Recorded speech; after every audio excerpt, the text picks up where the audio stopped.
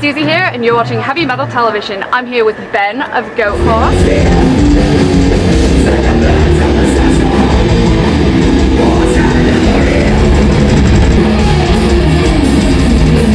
So I was wondering if, you know, for future fans or people who've never heard of it, heard of you guys, if you could enlighten them perhaps of how the name came to be. Okay, well, what story kind of like hit me off? Because there's so many stories.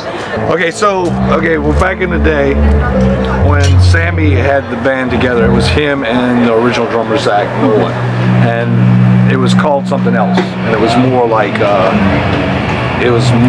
necro grind type stuff.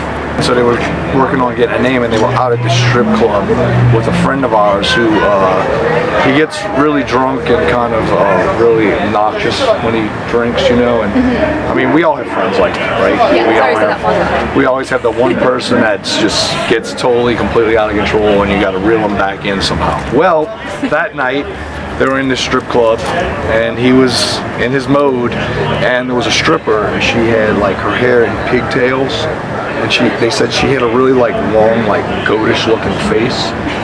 And you know, when strippers, like, they do their dancing and they come around to see if you want lap dances or to get tips and things like that. And when she approached him, he kind of jumped up, knocked the table over, and he was like, "Get away from me, you goat whore!" And he was like yelling this out at her, and then Sammy was right there, and he was just like, "Yeah, that's the name we're gonna use." So it brings justice to all you, you know, drunk, obnoxious people.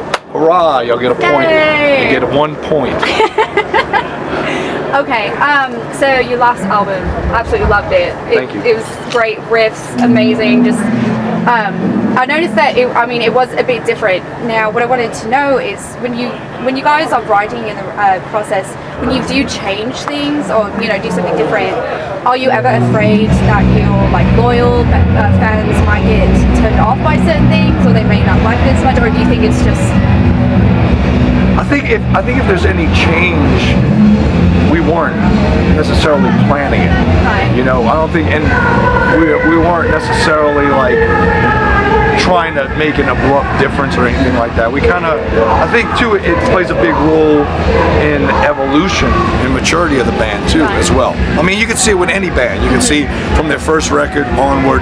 But I think the big factor too is a lot of bands, as they move along and progress, I'm not gonna say all, but a good portion of them, they tend to hate their past records, and they look back and they go, I don't disrespect my past records. I think they're all part of a growth process and the evolution of what we've done. I even look at back at some of the older stuff and be like, wow, maybe if we re-record it with the lineup we have today, I'd really like to see what it sounded like, you know? Don't change it, still do it the same way, but just a little bit more, I guess, I wouldn't say polished, but a little bit more refined and modern, you know, aspect to it, and see how it would come out, because I think some of the older material has the force behind it as much as the new material. And I think all it is just the growth process. Of course, Goatwhore's been through phases, like we've done dirgier stuff, we've done death metal type stuff, black metal type stuff. We kind of incorporate all the things that we're influenced by. And as you're in a band too, and you go along through time, your influences kind of shift. And I guess it's up to you of how much you're letting in, how much you're going in and making a change into what you're doing. And I don't think we've really jumped too far from the first record to what we're doing now. I think it's been basically like a very, you know, basic, easy flow to everything we've done as a band. Okay. So I don't, you know, we don't sit there and we go, all right, what can we do crazier, different than this, you know? We kind of like, we go in the room and we write stuff we like, you know, and nothing against the fans and everything, because it's awesome, because they're an element of why we get to do this, like, tour, and, you know, go out and do things like that. But when we write, we really don't write for the fans. We kind of write for ourselves, because the first thing is, we don't want to get up there and just feel like we wrote some shit for people to like. We want to get up there and play shit that we like, that we like playing live. And I think as we went along too, we focused on that a lot, being like, when we wrote songs, we're like, oh, we're gonna enjoy playing these in a live setting.